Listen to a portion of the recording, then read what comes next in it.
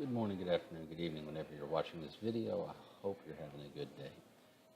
In this video, I want to discuss three how questions related to correlation tables. How are they read, how are they interpreted, and how are they discussed? Now, to me, this is probably one of the more important videos that we're going to make when we start talking about types of tables, because I think this is where we start to lose a lot of students when they are conducting research.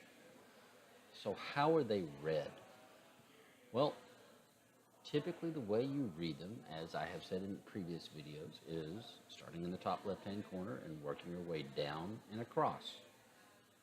Well, this table obviously is fairly simple because I've only got one value to read. Okay, but what about when I come down here? Well, what I would do is I would say AV1 is not correlated with either AV3 or CD2, but is correlated with BC4. AV3 is not correlated with BC4, but is with CD2. And BC4 is not correlated with CD2. Now you notice I introduced everything. I talked about what it was correlated with and what it wasn't correlated with. And this is where students, I don't want to say laziness, but preference to focus on what they perceive as important kicks in. We have this perception that somehow this asterisk identifies something that's important.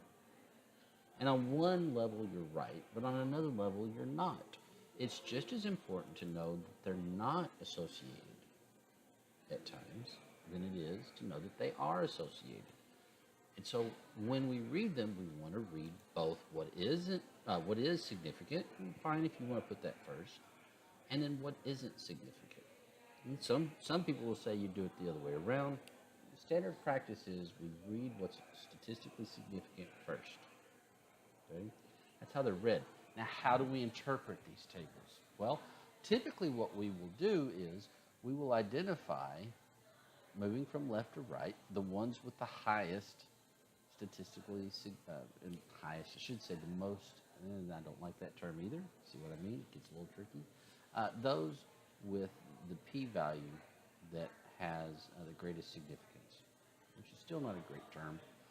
So we would talk about this one first, but once again, we would talk about it in relationship to the fact that there is no significant relationship between AV1 and the other two values. And so we need to make sure that we keep hitting that point. We don't want to just say these two variables have a strong association and ignore the potential association with the other variables. We have to talk about both. Okay? This then leads into what do I do if this is 2 asterisks and this is 1 asterisk? Well, then we go back to the research question, which we should have done probably in the first place. Think about it. How do you create that narrative that's going to make sense to the reader? Not necessarily to you, but to the reader.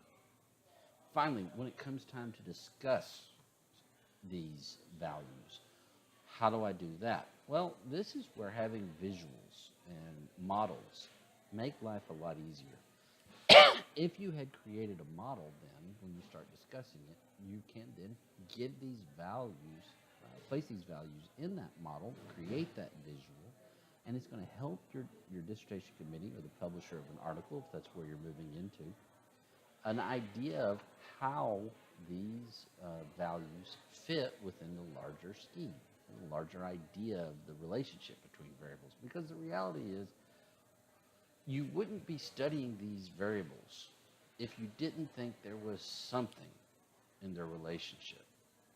Okay?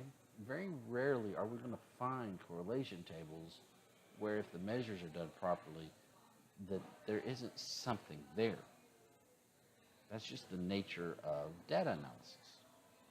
What we're really trying to do is figure out which ones are most likely to be significantly related, as opposed to those that are related but not as significantly related. So it gets a little tricky. So how we discuss these tables becomes very important.